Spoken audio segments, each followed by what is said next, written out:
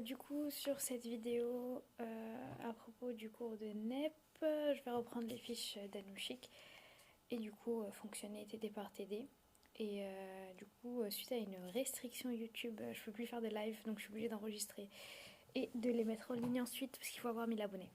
Bref, donc du coup, les hominidés. Déjà, avant de parler des hominidés, on va donner quelques définitions. La notion du psychisme. Donc en fait, le psychisme, c'est l'ensemble conscient ou inconscient, des phénomènes et des processus qui relèvent de l'esprit, de l'intelligence et de l'affectivité qui constituent justement la vie psychique. Donc en fait, c'est l'inconscient, le conscient et les phénomènes qui sont dans l'esprit et tout ce qui concerne l'intelligence, etc. Donc en fait, le psychisme, en fait, il concerne la pensée et l'esprit et il relève justement de capacités cognitives supérieures. Donc d'un côté, on a une part de phénomènes psychiques, d'un côté, on a une part d'esprit et d'un côté, on a une part d'intelligence mais aussi d'affectivité. Tout ça, ça représente la vie psychique. Ensuite, la question, l'homme descend-il du singe? Donc, l'homme ne descend pas du singe vu que l'on fait partie des primates. Donc, ça veut dire qu'on fait partie du groupe des primates. Et donc, du coup, on a cette vision linéaire de l'évolution des hominidés avec un remplacement d'une espèce par une autre qui est fausse. Donc, c'est faux. C'est un même groupe, mais c'est pas l'homme qui descend du singe. Voilà. Ensuite, concernant la notion d'évolution. Donc, l'évolution, c'est l'ensemble des processus qui ont transformé la vie sur Terre. Donc, depuis les formes primitives jusqu'à la diversité des espèces qui existent actuellement. Donc, comme on peut le voir sur le livre de Darwin en 1859. Donc, en fait, c'est les processus qui ont transformé la vie sur la Terre. C'est ça, l'évolution. Pareil, l'évolution chez un individu, c'est l'ensemble des processus qui ont transformé la vie, sa vie en lui-même. La notion d'évolution, du coup, elle permet de replacer l'humain dans les primates. Donc en fait, on considère que l'humain, il fait partie des primates. Donc, dans un arbre généalogique, il faut savoir qu'on remonte génération par génération. Et donc, au final, au fur et à mesure que l'on remonte dans l'arbre s'élargit, c'est normal. On commence par l'enfant, ensuite il y a le père et la mère, les parents des parents, les parents des parents des parents, etc. etc. Donc ça, c'est un arbre généalogique. Alors que nous, ici, ce qui nous intéresse, c'est de travailler au niveau d'espèces sur des milliards d'années. Donc au final, on va se retrouver avec des arbres généalogiques géants. Et donc la généalogie, elle s'intéresse à la famille sur quelques années, alors que ce que l'on appelle la cladistique, elle se base sur des millions d'années. Et donc, qu'est-ce que la cladistique? C'est une méthode de classification biologique qui exprime ce que l'on appelle la phylogénie. Et c'est quoi la phylogénie? C'est la relation de parenté entre les êtres vivants. Donc c'est plus entre une même espèce, mais ça veut dire entre plusieurs espèces les relations de parenté. Et du coup ça c'est ce que l'on appelle les arbres phylogénétiques et du coup ça plus généralement cette méthode de classification ça s'appelle la cladistique. Et donc en fait avec la cladistique, plus on se dirige vers la gauche, plus on remonte dans le temps, alors que quand il y a une intersection, cela indique qu'on a un ancêtre commun. Donc par exemple, l'homme a un ancêtre commun avec le chimpanzé, ça veut dire que quand on descend, on va avoir un point, donc il va y avoir un ancêtre commun, mais c'est là qu'ils vont se diviser. Et donc du coup, d'un côté il y a l'homme et d'un côté le chimpanzé.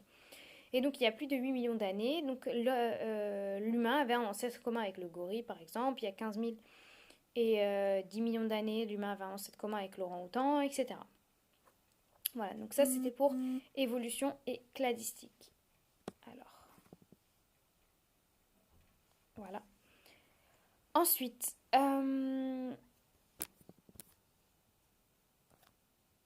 ok. Ensuite, donc l'évolution, donc c'est les processus qui ont transformé la vie sur Terre, donc depuis les formes primitives jusqu'à la diversité des espèces qui existent actuellement. Et la cladistique, c'est la méthode de classification biologique qui exprime la phylogénie. Ensuite, quelle vision du monde et de la transformation de la Terre était enseignée avant Darwin? Donc en Occident, la science a été fortement imprégnée par Aristote. Aristote, il a proposé quoi? Une classification des organismes. Donc cette classification des organismes, ça a été le premier modèle pour expliquer l'évolution pendant des années. Donc pour lui, il a une complexification croissante des organismes. C'est-à-dire on va partir on va faire une échelle avec des organismes qui vont aller du plus simple au plus complexe. Par exemple, une larve, ça va être un organisme simple, et on va arriver jusqu'à l'humain qui est un organisme complexe. Ça a été fait par Aristote, c'était une classification des organismes. Et du coup, chez lui, c'était chaque groupe d'organismes correspondrait à une création individuelle et immuable. Individuelle dans le sens où chaque organisme est indépendant par rapport aux autres. Donc par exemple, une larve et un homme, c'est indépendant. Et immuable, ça veut dire que on imagine la formation de la Terre comme quelque chose qui est apparu dans cet état Et du coup, cela niait l'idée de l'évolution.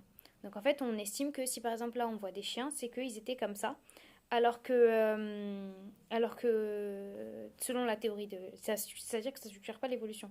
Alors que quand c'est dans ce sens-là qu'on dit immuable, d'ailleurs je vais aller chercher la définition de immuable pour être sûr. Immuable, ça veut dire qu'il reste identique et qui ne change pas.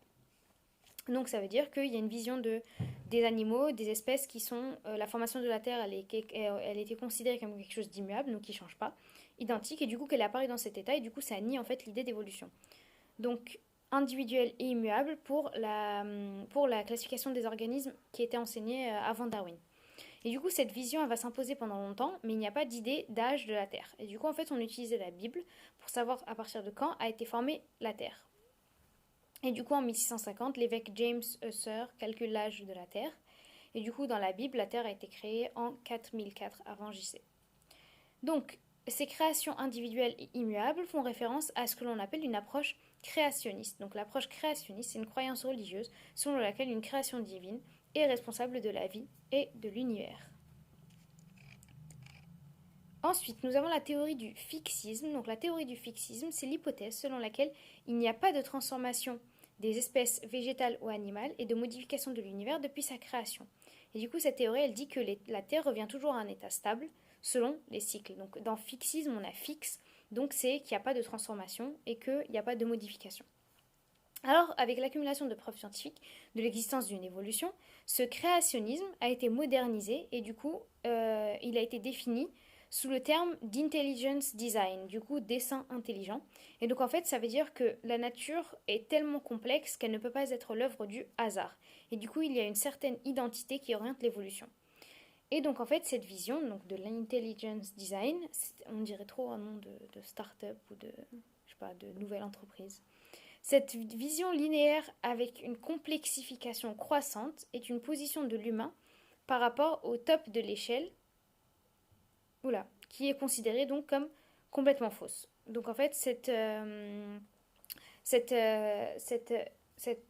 ce changement des termes, en fait, on est plus en réalité, on est plus dans l'ordre des branches de l'évolution. C'est-à-dire qu'avant, ils considéraient que l'homme, en fait, c'est la position au top.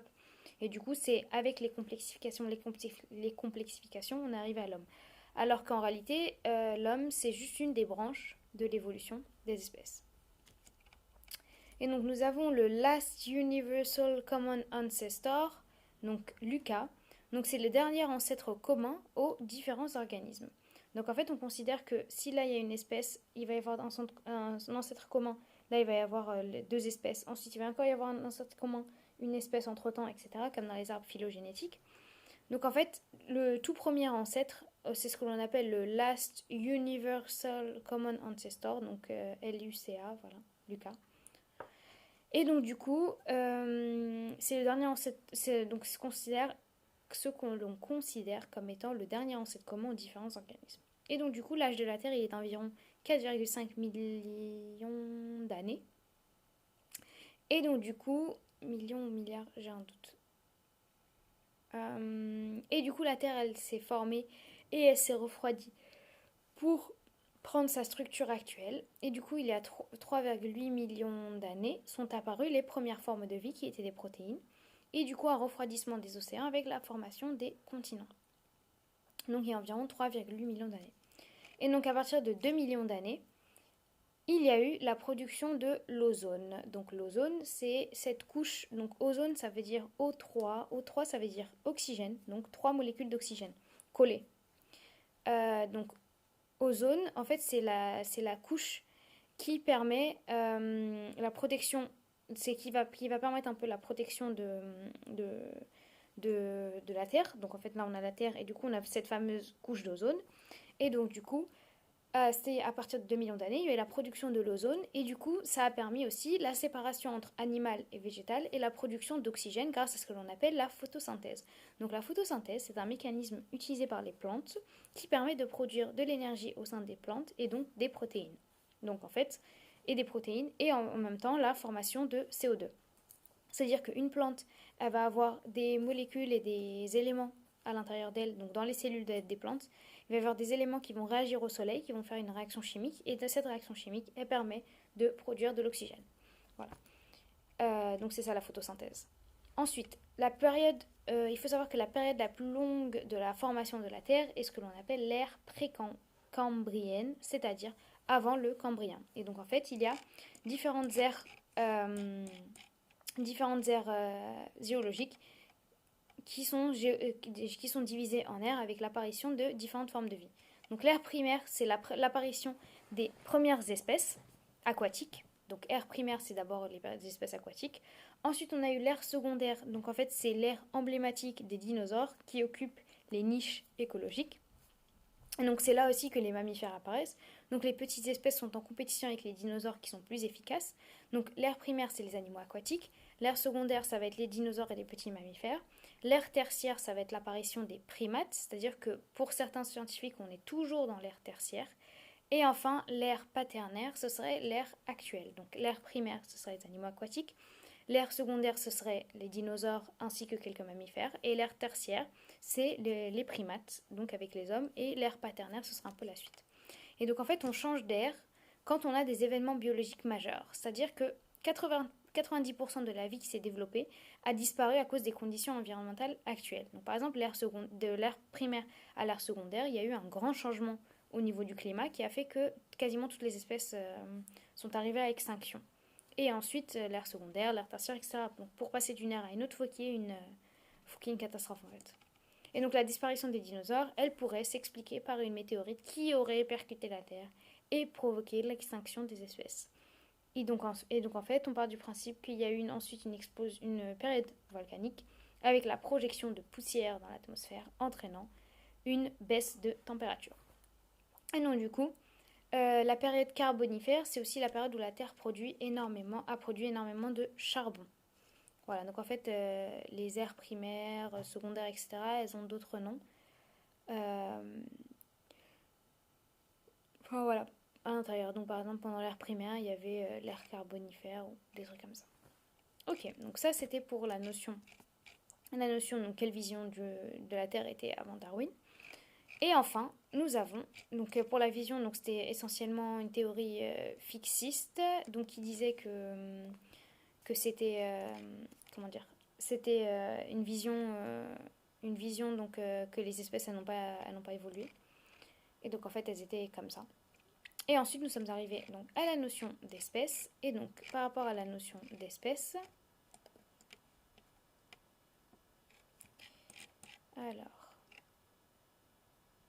ok, par rapport à la notion d'espèce,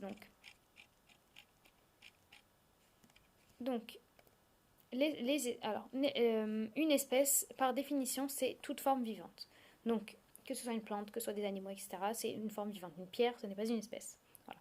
Donc, en fait, on a des noms vernaculaires pour les espèces. Donc, vernaculaire, ça veut dire qu'on attribue un nom, genre chien, chat, etc. Le suédois Carl Conn-Linné, donc 1778, propose une nomenclature binomiale. Donc binomiale, ça veut dire avec deux éléments.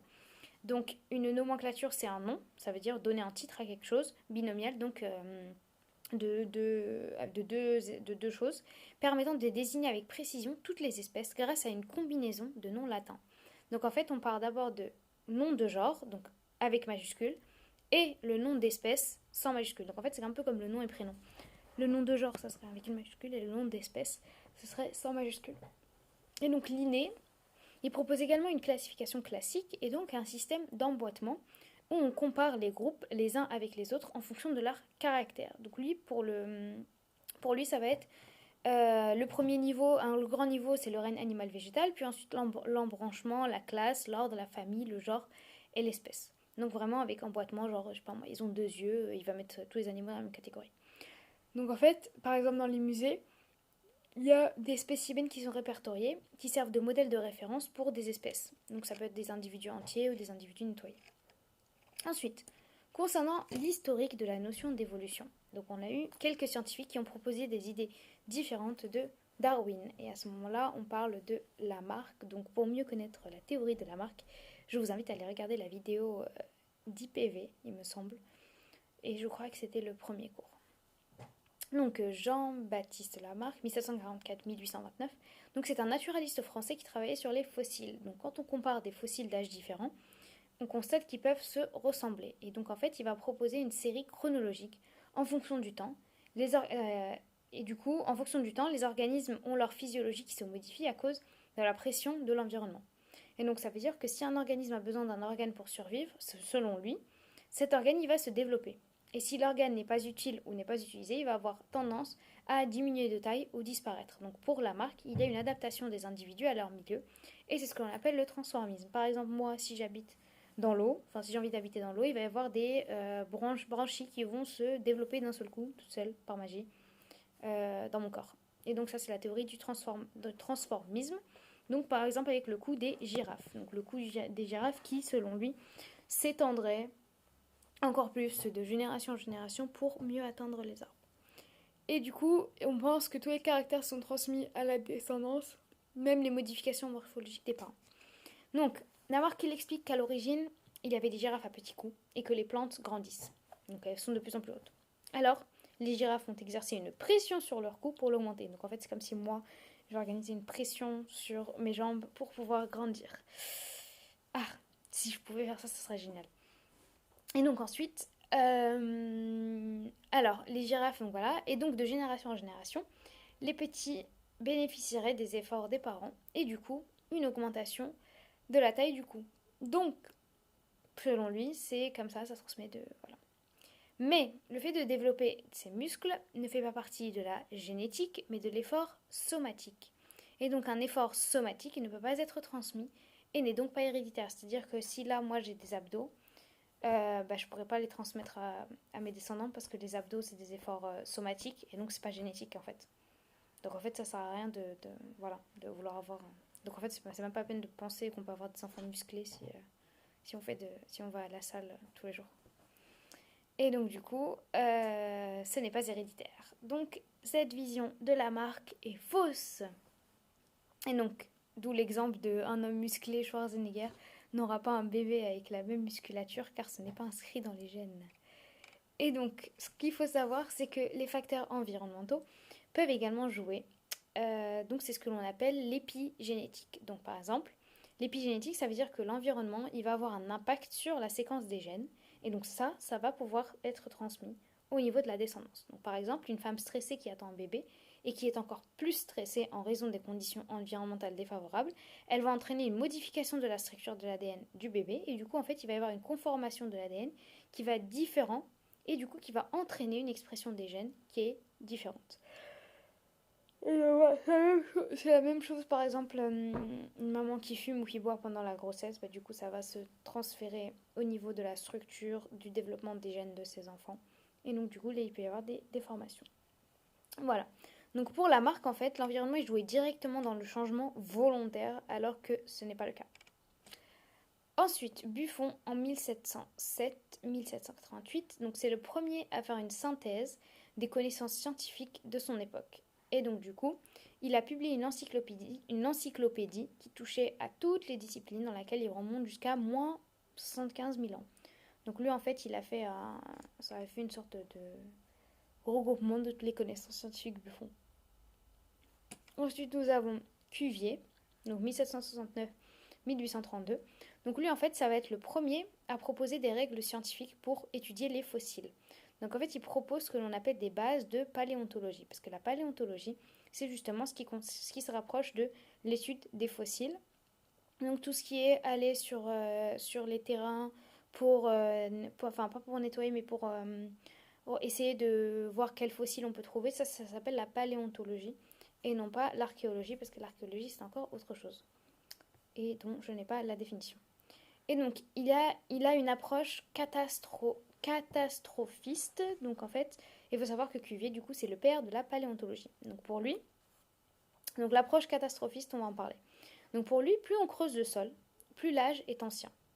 Et donc, en fait, tout ça, c'est parce que, regardez, si on met, genre, le sol, il est là. Le sol, en 2019, il est là. Ici, on va rajouter du ciment. On suppose qu'en 2011, on rajoute du ciment. Ensuite, on va encore rajouter de la terre en 2012. Et ensuite, on va encore ajouter du sable en 2015, en 2018, en 2000... Enfin bref, peu importe. D'ailleurs, je me suis mélangée dans les dates. Du coup, le sol qui contenait du ciment de base, c'est le plus ancien. Donc, au final, si là, on commence à creuser, on va passer de 2020 à 2015, à 2010, jusqu'à arriver au tout premier sol. Donc, au final, plus on creuse, plus le sol est ancien. Voilà. Et c'est normal, vous remarquerez que quand on a une pile de vêtements à la maison, qu'on les pose, qu'on les jette les uns sur les autres, on remarque que qui sont tout en bas, c'est ceux qu'on a mis au début de la semaine. Donc en fait, plus on enlève, plus on creuse, plus on creuse, plus on creuse, plus on trouve des vêtements anciens. Et donc par exemple, c'est la même chose avec les falaises. On voit que le sol n'est pas homogène. Et en fait, quand on regarde bien les falaises sur le côté, on a des couches, donc des strates qui se superposent, et du coup, il y a des fossiles qui ne peuvent exister que dans une seule couche. Donc par exemple, imaginons là, on met du ciment, et entre-temps, j'ai fait tomber une bague. Et après, on va rajouter du sable. Au final, la bague, on va la trouver qu'au niveau du ciment, on va pas la trouver ailleurs. Et c'est la même chose pour les fossiles. Il va y avoir des insectes qui vont se bloquer au niveau de cette phase-là, et après, il va y en avoir une autre, donc on va plus les retrouver après, vu qu'ils ont déjà été bloqués ici. Voilà. Et donc, du coup, c'est pour ça qu'on peut retrouver des fossiles dans une couche, des fossiles d'espèce A dans une couche 1, des fossiles d'espèce B dans une couche 2, d'espèce C dans une couche 3, etc. Et donc en fait, s'il n'y a plus d'espèce A dans la couche 2, c'est parce qu'il y a eu une catastrophe naturelle qui va provoquer l'extinction de l'espèce. Et du coup, en fait, contrairement aux idées de la marque disant que cette transformation était volontaire, c'est dû justement aux conditions environnementales. Et donc en fait, A n'a plus strictement rien à voir avec B. Donc les espèces qui étaient à cette époque-là ne sont plus les mêmes que celles qui se sont développées au niveau de la couche 2. Et donc du coup, entre chaque couche, il n'y a plus les mêmes espèces en raison des catastrophes naturelles. Donc en fait, ce qui fait une extinction d'espèces, ça va être des tremblements de terre, des incendies, etc. Et du coup, voilà. Et du coup, en fait, il n'y a pas autant de catastrophes. Donc on se rend compte qu'au final, il n'y a pas totalement... Donc lui, ça c'est la théorie de Cuvier. Donc il va proposer l'idée des couches. Mais il faut aussi savoir que c'est pas que lui il dit que c'est parce qu'il y a une catastrophe naturelle que les espèces elles ont été détruites en fait. Mais en fait plus tard on va voir que ce n'est pas le cas, c'est pas qu'elles ont été détruites mais qu'elles ont évolué. Ensuite Hutton donc et Lyell donc eux c'est la théorie du gradualisme. Donc la théorie du gradualisme c'est le fait que des changements profonds. Donc c'est la théorie qui fait que c'est des changements profonds du relief qui résultent de processus lents mais continuels. Donc en fait, il va y avoir, donc au niveau du relief, il va y avoir des changements. Et donc en fait, plus il va y avoir des choses qui vont se mettre par-dessus, etc. Donc le sable, il va se déplacer. Par exemple, les dunes dans le Sahara, elles ne sont jamais à la même place. Et donc en fait, le fait que des changements profonds du relief résulte de processus lents mais continuels, c'est-à-dire que c'est très lent. Donc le sable, quand il se déplace, ça va être lent, mais c'est continuel. Et donc en fait, c'est la somme de ces petits changements sur un très grand nombre d'années qui permet de voir les modifications. Donc par exemple, les fleuves qui sont très enfoncés dans leur vallée, l'eau va creuser et du coup c'est une action permanente. Donc au final, quand on voit des fleuves, il va y avoir l'eau qui va continuellement passer, et du coup, le sol en dessous, en fait, il va encore plus s'affaisser, donc devenir encore plus bas. Et donc du coup, il va encore plus s'enfoncer au fil du temps. Et donc du coup, c'est cette théorie de Hutton et de Lyell, donc la théorie du gradualisme, c'est des changements profonds du relief qui résultent de processus lents mais continuels. Donc en fait, c'est des petits processus. C'est un peu comme quand on parle de l'effet boule de neige, c'est des petits qui au final font un truc gros. Donc au final, c'est des petits processus qui vont entraîner de grands changements dans de grands reliefs, comme des grandes montagnes. Donc techniquement, on peut déplacer des montagnes en marchant petit bout par petit bout. Voilà. Et donc du coup, les fleuves, ils sont très enfoncés. Voilà. Donc du coup, c'est l'idée qui a été reprise par Darwin. Pardon. Et donc Darwin, le fameux Darwin, c'est donc un naturaliste anglais, père de la théorie de la sélection naturelle. Donc en fait, il est mandaté par des musées pour amener des échantillons de fossiles et faire des observations. Et du coup en fait, lui, il va remarquer que pour rapprocher des espèces qui existent dans des continents, il va remarquer en fait qu'il y a des espèces dans des continents différents, mais qui sont dans des conditions environnementales proches. Donc en fait, par exemple, on va retrouver une même espèce dans un continent, je sais pas, en Afrique et en Asie. Et du coup, on va se dire, mais comment ça se fait? Du coup, on se dit que c'est pas normal. Et en fait, Et du coup, en fait, il va parler de la notion d'espèce endémique. Et donc, du coup, c'est des espèces émergeant dans un endroit en particulier. Et donc, en fait, il y a une adaptation locale entraînant la désignation des caractéristiques de l'espèce. Donc, par exemple, on va partir sur une même base. Et donc, en fait, on va partir sur une même base, mais on va voir qu'il y a des différences entre. C'est pas, c'est comme quand on prend une personne, elle va pas adapter le même langage qu'elle soit dans tel environnement ou dans un autre. Et en fait, ça veut dire que c'est l'adaptation locale qui entraîne la désignation des caractéristiques de l'espèce. Et du coup, c'est ce qu'on appelle une espèce endémique. C'est une espèce qui émerge dans un endroit en particulier. C'est-à-dire que comment on va trouver tel type d'oiseau dans tel endroit, on ne va pas le retrouver dans un autre endroit vu que ça dépend de l'endroit. Enfin, ça dépend du lieu où il a été. Et donc ensuite, oula, voilà. Et donc ensuite, pour Darwin, du coup, une nouvelle espèce émerge d'une forme ancestrale à la suite de l'accumulation graduelle d'adaptation d'un milieu différent. Et donc en fait,